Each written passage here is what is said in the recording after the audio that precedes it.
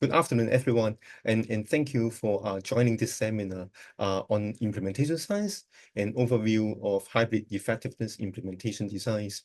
I'm so happy because during the introduction from Professor Zhao, I I'm so happy to see a lot of old friends. How are you guys?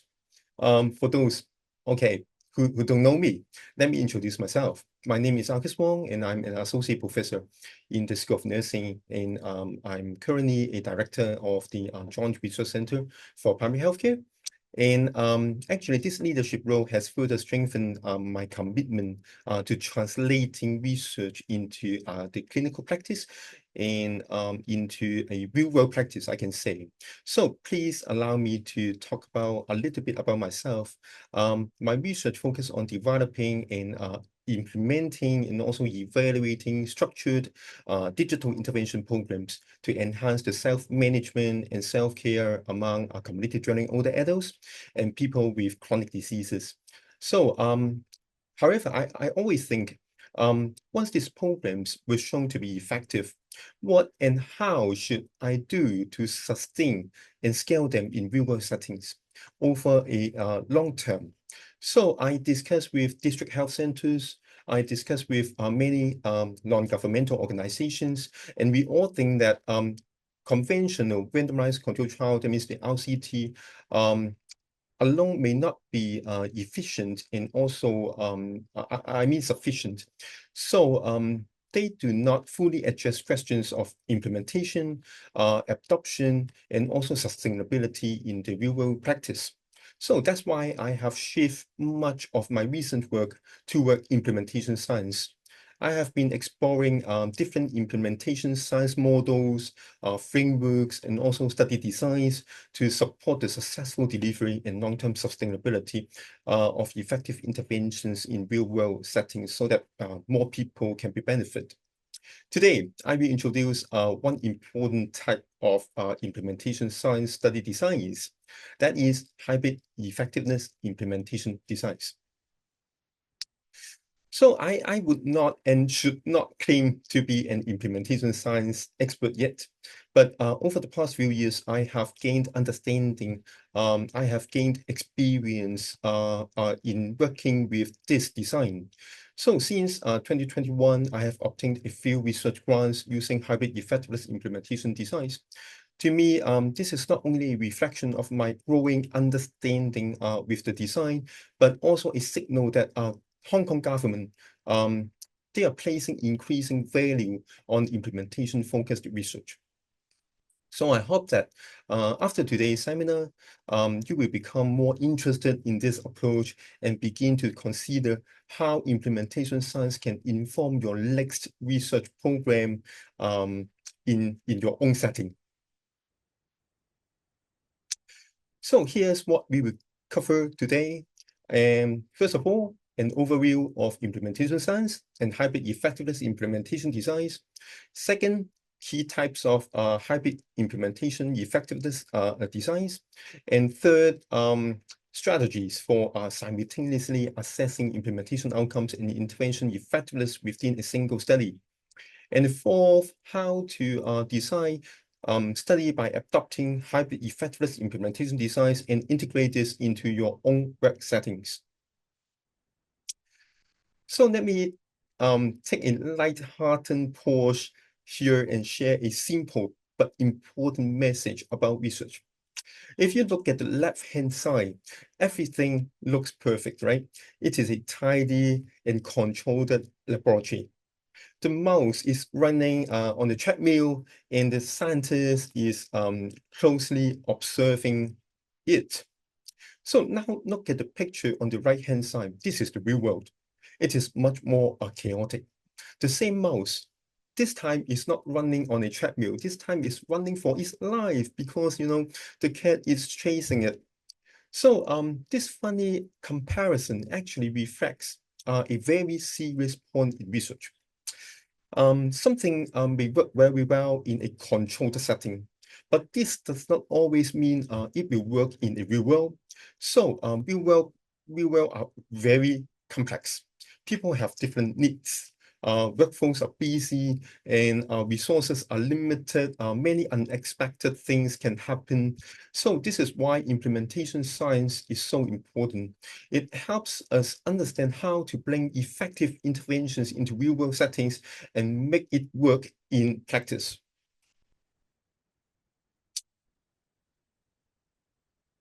I think many of you have seen this picture before. Over the years, we have produced a lot of very, very good research, but very often these successful programs do not become part of routine practice. Why does this happen? Sometimes it may be because providers are not feeling good about the program. They don't want to adopt a new program. Sometimes maybe because of the workflow problems, technical issues, or organizational constraints. So the problem here is not always the intervention itself. The problem is often how to make it work in the real world. So this is where implementation science becomes very important.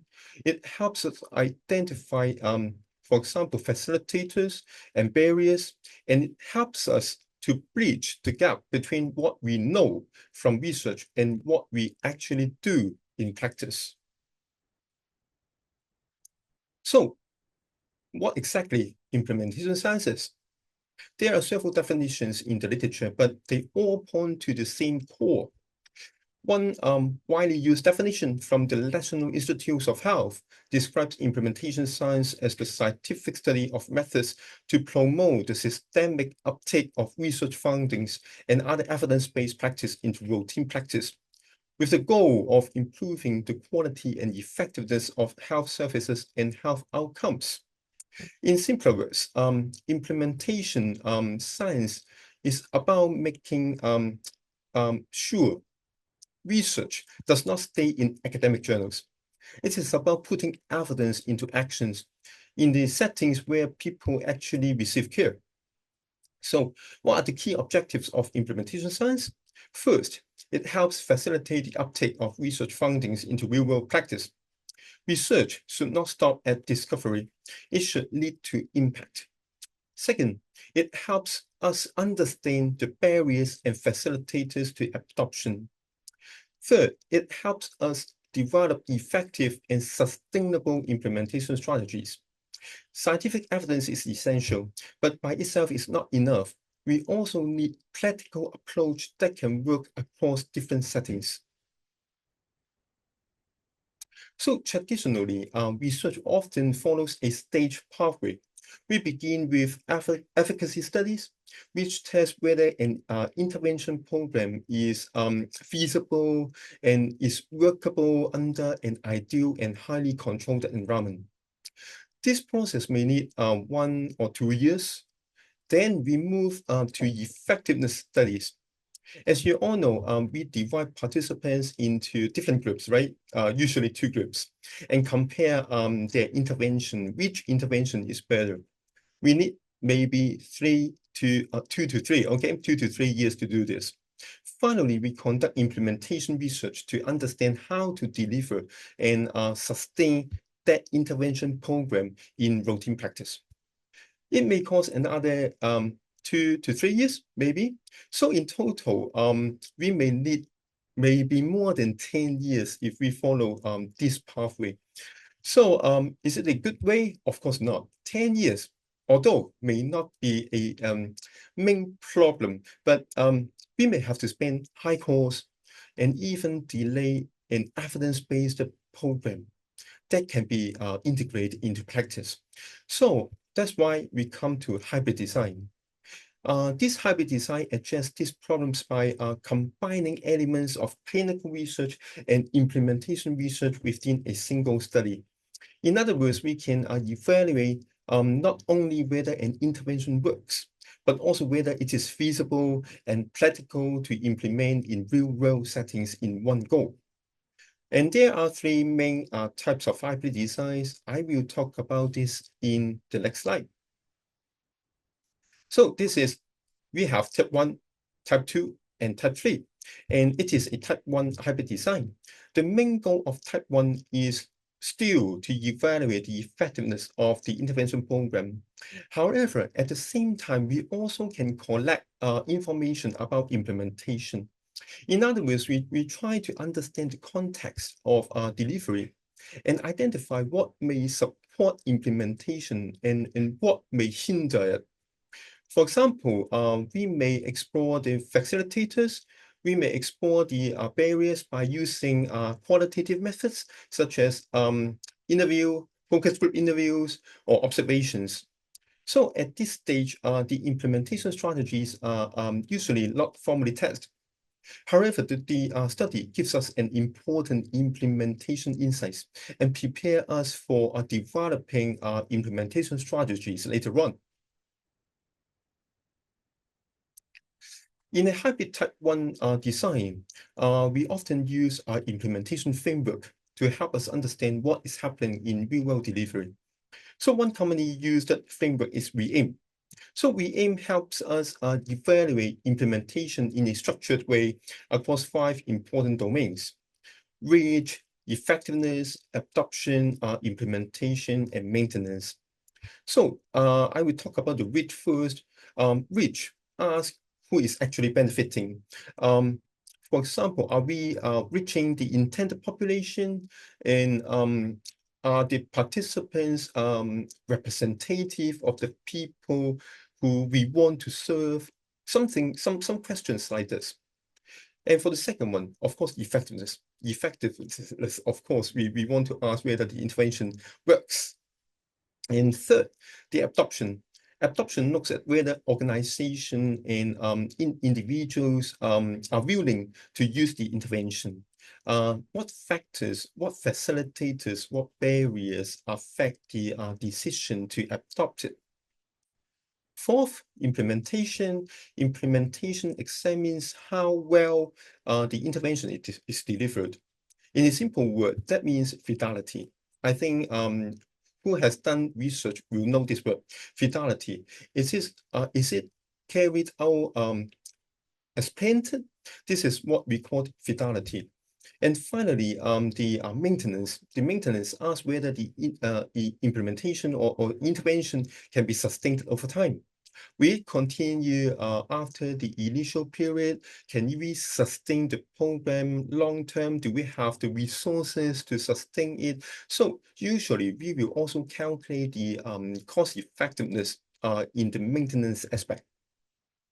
So in a type 1 hybrid design, even though the main focus is still effectiveness, frameworks like WeAIM help us begin to understand the implementation picture early and more systematically. So hybrid type 2. Hybrid type 2 takes a dual focus approach. It evaluates the clinical intervention and at the same time, it tests and implementation strategies. So this type of design is especially useful when an intervention is already known to be effective in some settings or in some populations. And at the same time, we can also examine whether these implementation strategies help improve some important implementation outcomes, such as fidelity, such as reach, without weakening the clinical effectiveness. So compare with type 1. Type 2 give equal attention to 2 things: whether the intervention works and how we implement it. So different implementation frameworks can be used in type 2 design. So actually, WeAIM can also be adopted in type 2. And we also have some other models here, for example, EPIS, CFIR, and Paris. So I will talk some very common models for you to see whether these models are also applicable in your study. So first of all, I will talk about the iParish framework because this one is also a very common framework that we always use in type 2 hybrid design. So this framework highlights that the implementation challenges do not happen at only one level.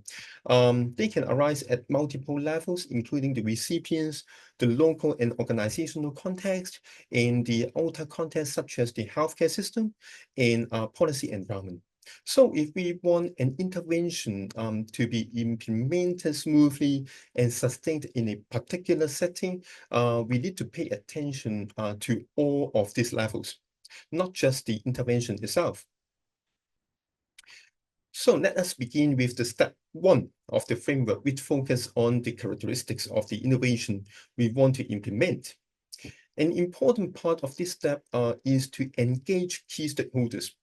For example, patients, clinicians, researchers, and managers. Together, they review the evidence, consider local priorities, and take existing policies and current practice into account. So let me give you an example. Imagine we want to implement a nurse-led telecare program for diabetes follow-up in a clinic, for example, a general outpatient clinic. In step 1, we bring the right people to the table. For example, we interview a patient representative, we interview a provider, we interview a clinic manager, and we also need to gather an IT colleague.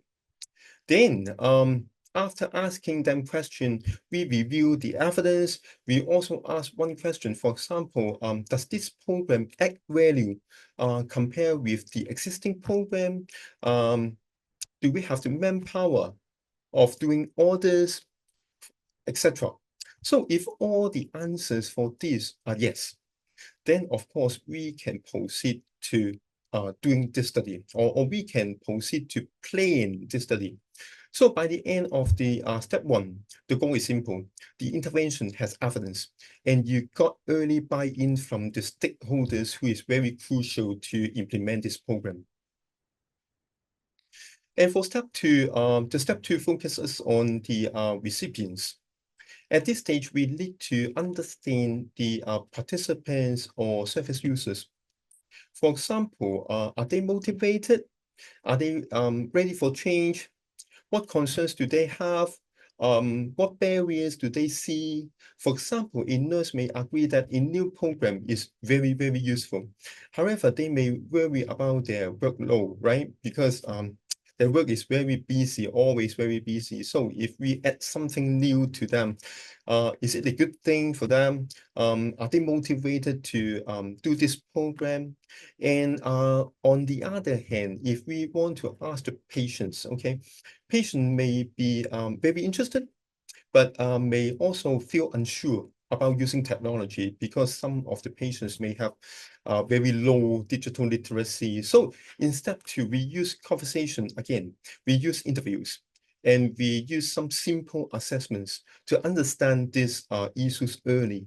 So we look at things like motivation, as I said, values and beliefs, time, resources, and beliefs about the innovation. So if we can identify these factors early, we can design implementation strategies that are more realistic and more acceptable to people at different levels. So now we come to step 3, which focus on context. So in iParis, context is divided into 3 levels: micro, meso, and macro. So at the micro level, we look at the immediate local setting where the intervention will be delivered. For example, the team culture, for example, the learning environment. And at the meso level, we look at the organization. So this includes like organizational priorities, leadership support, internal policies, and resource allocation. And at the macro level, we consider the wider system, such as the healthcare system, regulatory requirements, and the policy environment. So by understanding context at different levels, we can anticipate system-level barriers and identify the facilitators early. And this gives us a better chance of successful implementation. So apart from iParis, actually, we have another very common model. The second model I introduced is the CFIR, or the Consolidated Framework for Implementation Research. So CFIR gives us a structured way to think about implementation. It helps us systematically identify what may support implementation and what may hinder the implementation. So the framework includes 5 major domains here: intervention characteristics, outer settings, inner settings, characteristics of individuals, and process. So within each domain, there are multiple constructs that helps us examine implementation in a more practical way. So in practice, CFIR helps us across the setting and stakeholders more systematically so that we can design implementation strategies that are better tailored to the real-world context.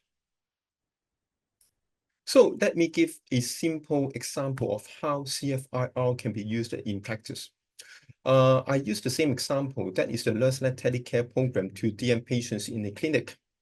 So using CFIR, we can assess different factors, different constructs, as I said, that may affect the implementation success. For example, in the outer setting, patients may want more flexible follow-up options apart from face-to-face consultation, such as phone or video consultation. So that's why we need telecare. Just like Zoom that can have consultation with healthcare professionals without leaving home.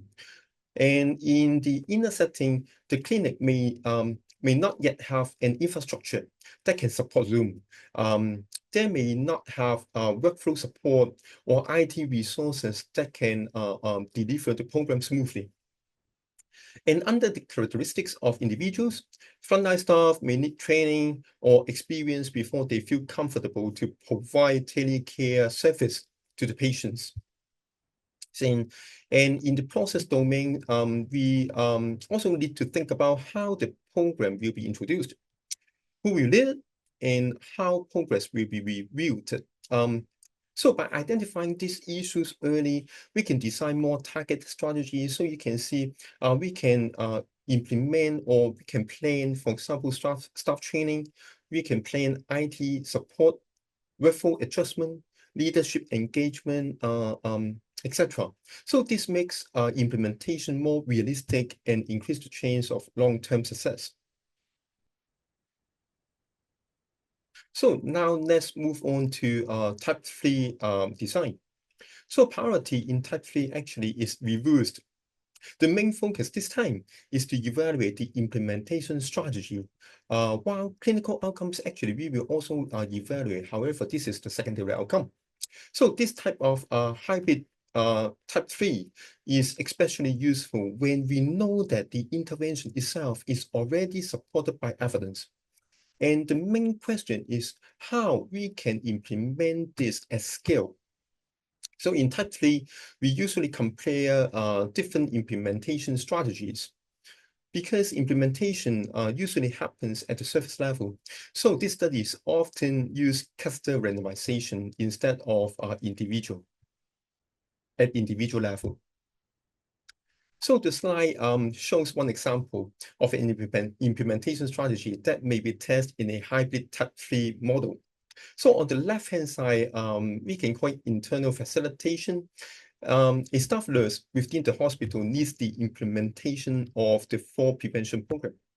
The advantage is that this nurse understands the local workflows, knows the people, knows the team, and also can provide a day-to-day service. But the challenge may be for the nurse. The nurse may have less formal training in implementation strategies and also methods. So we have pros and cons if we have the nurse to lead the program. And on the right-hand side, you can see this is the external facilitation. So in this picture, a consultant is hired to support the implementation of the same program. The advantage of hiring a consultant, I think they can bring the specialized knowledge. They know implementation. They can even provide some fresh ideas. So this can be very helpful because the site may need to have some new or fresh idea. However, the challenge is that the consultant may also may have problems in understanding the environment, may not know the team, the people, the culture, etc. So both approaches actually have pros and cons. So in hybrid type 3 studies, we often test and compare two different approaches to see which one works better. So let me briefly summarize how to choose the right hybrid design. If you are still building a clinical case and want to know whether the intervention is workable in a real-world setting, then I think type 1 is a good choice for you. And if the intervention is likely to be effective or even show effective in some settings, in some populations, however, you may not know whether the implementation strategy is workable, then type 2 may be more appropriate for you. Because actually type 2 can evaluate clinical outcomes as well as the implementation outcome at the same time. So if the intervention is already well established, we all know this intervention is effective, then the main question is how to scale it up. Then you should adopt type 3. So after briefly introducing these three hybrid designs, I would like to use one of my previous projects to illustrate how a hybrid design can be conducted in a real clinical setting. So just a little bit background. We all know that DM is one of the most common chronic disease worldwide, right? In the community, many DM patients receive follow-up care in general outpatient clinics or GOPCs. Since 2015, GOPC has launched a program called Risk Assessment and Management Program, or RAM, to improve the quality of diabetes care. The RAM program is provided by a group of healthcare professionals, including nurses, doctors, optometrists, etc., and also physiotherapists. It consists of a very comprehensive assessment, intervention, evaluation structure to monitor the self-care behaviors of the patients.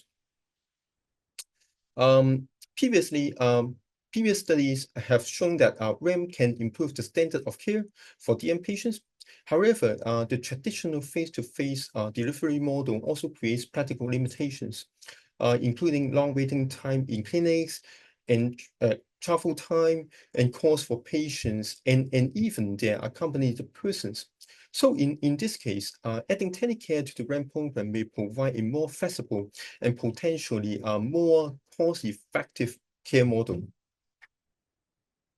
Telecare consultation in our context refers to two-way synchronized communication between patients and healthcare professionals using telecommunication technology such as Zoom.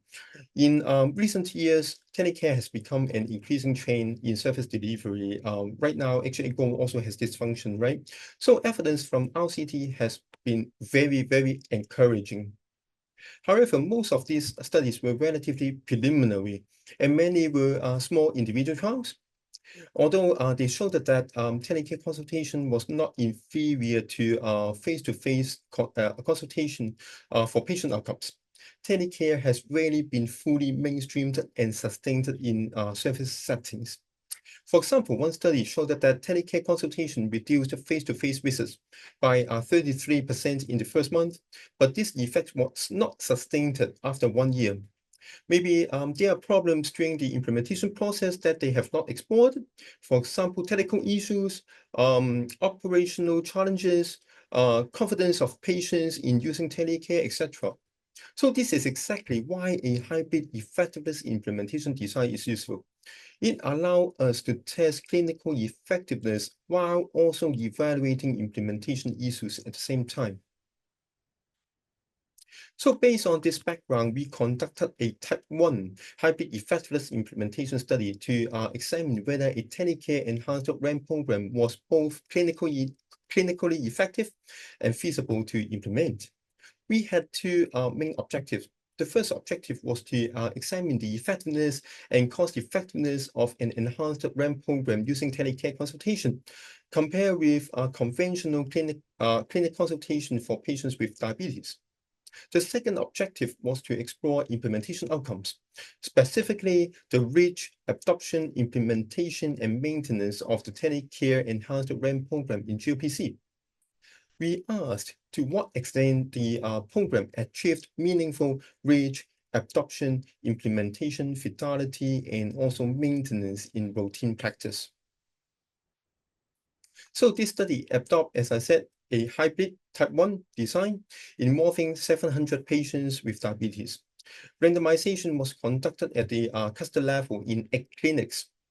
Patients in the telecare group received an alternating model of telecare and on-site consultations, while patients in the control group received conventional face-to-face consultations only. You may ask, why alternative? Because we all think that telecare actually cannot replace face-to-face fully, because healthcare professionals may still need to do some physical examination, and also patients may need to have some investigation in the hospital or in the clinic, like X-ray or ECG or other things. So we cannot just replace face-to-face by telecare. So you can see from this diagram, after enrollment, all patients first receive a comprehensive assessment and face-to-face consultation with doctors. And then, based on the group assignment, participants receive either an alternating telecare and face-to-face consultation model or face-to-face consultation only over an 84-week period. Data were collected at 3 time points: baseline before the intervention began, 1 year after the start of the intervention, and 2 years after the start of the intervention. So to evaluate both effectiveness and implementation outcomes, you can see from the table, we use the WE-AIM framework. So for reach, we examine indicators such as recruitment rate and the representativeness of individuals who are rated to participate. So for effectiveness, we evaluate the impact of the intervention on the primary outcome, which is the HbA1c, as well as secondary outcomes such as fasting lipid profile, BMI, medication adherence, quality of life, service quality, health service utilization, and some other outcomes. For adoption, we assess the representatives of settings and providers that were willing to initiate the program. So for implementation, we examine fidelity. And for maintenance, we look at the longer-term continuation, including whether the program can be sustained, and also we evaluate the cost analysis as well. So our findings are generally encouraging from an implementation perspective. We observed significant clinical improvement, and the initial adoption of the telecare model was good. At the same time, we also identify some important challenges. For example, digital exclusion and high attrition rate. I think this is very common in digital health studies because many patients or many older adults, they may have low digital literacy. So in this case, they may not know how to use a telephone to really meet the doctors and consult them. So and after I think after COVID-19, many patients would opt to consult doctors face-to-face instead of by telecare. This is what we know after a lot of different interviews. I think this gives them a confidence. This gives a good feeling if they can see the doctors face-to-face. So we need to work on this, I think. And in addition, we also observe that organizational readiness declined over time, suggesting that stronger and more sustained support structures are needed. But despite these challenges, I think the intervention appeared to be cost neutral, which support its sustainability or even scale up in the future. So to conclude, I would like to leave you a key message here. So first, hybrid designs are highly valuable because they help bridge the gap between what works in research and what is actually used in practice. Second, they allow us to evaluate not only outcomes, but also the real-world feasibility of delivering and sustaining those outcomes.